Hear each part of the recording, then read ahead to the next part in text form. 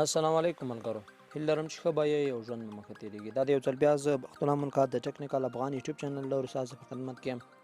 هیله لرم چې دغه ویډیو مو خوښه سي او یو څه ښه درته تمام سي. په نننۍ ویډیو کې به زه تاسو ته درښیم چې څنګه کولی شئ خپل ملګري ته په وټساپ کې پیغام په یو څو شکلونو باندې ورولېږئ. مطلب دا چې تاسو کولی شئ د خپل لیکلی پیغام په ډېر ښایسته شکل باندې جوړ کړئ او خپل ملګري ته یې ورولېږئ. نو دا طریقې شاید ځینې ملګرو یاد وي او که چا نه وي یاد یې همداوس یاد یې کوي او خپل وټساپ کې یې استعمالوئ.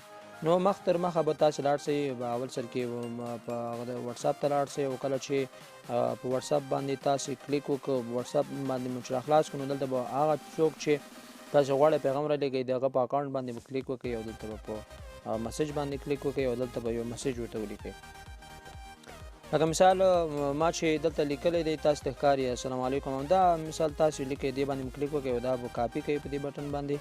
کله مو چې کاپي کړئ دا به پیسټ کوئ دلته. دغلته مو چې کله پیسټ کړئ په دې باندې به کلیک وکړئ او آل به یې کوئ.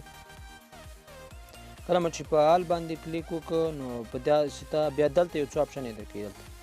نو دغه نه راتېرېږو، دلته یې لیکلي بولډ. ملګرو تاسو څنګه ښکاري بولډ چې دا مطلب غټ خط ته وایي. نو په دې باندې تاسو کلیک وکړو تاسو ته معلومیږي چې غټ سیده دا خط سیده دغه سلام دا په غټ طریقه راغلی. نو داسې کله تاسو ورولېږئ نو هغلته سیده یعنې د دې سره یې فرق راځي. دا چې دا ډېر وړوکی ښکاري او دا چې دا ډېر په ښایسته شکل کې ښکاري، ډېر واضح ښکاري.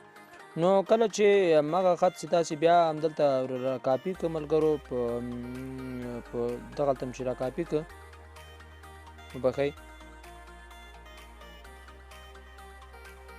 نو کله مو چې راکاپي کړه او بیرته مو پیسټ کړه په دې مسیج کې، نو په دې باندې مو چې بیا کلیک ونیوو او آل مو سلیکټ کړو، بیا د هغه ترڅنګ په دې په هغه کې چې دا د بولډ ترڅنګ دلته یې لیکلي دي ایټالیک. ایټالیک ستا ملګرو یو بل رقم طریقه ده یا چې د هغه په واسطه مثال تاسو کولی شئ چې دغه خط ته که اوس وګورئ ملګرو په څنګ باندې راغی ښي طرف ته یا چې ورته ویل کېږي هغه طرف ته کوږ غوندې راغی. دا چې دا سیده مخ ده او دا چې دا لږ ذره کوږ ده د دې په نسبت، یعنې مطلب لږ پوینټ بدل ده.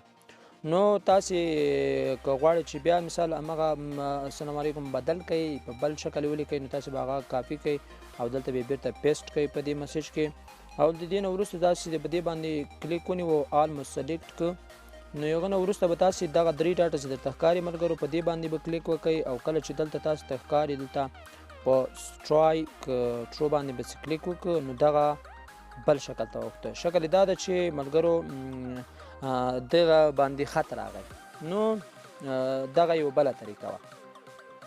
نو کله چې دغه یو بله طریقه وه نو هیله لرمه چې دغه ویډیو مو خوښه سوې وي، یو څه درته په زړه پورې تمامه سوې وي. نو تر بیا او بلې ویډیو چې زه بختالله منقاد تاسو ته را حاضرېږم، اجازت غواړم. ښه وخت.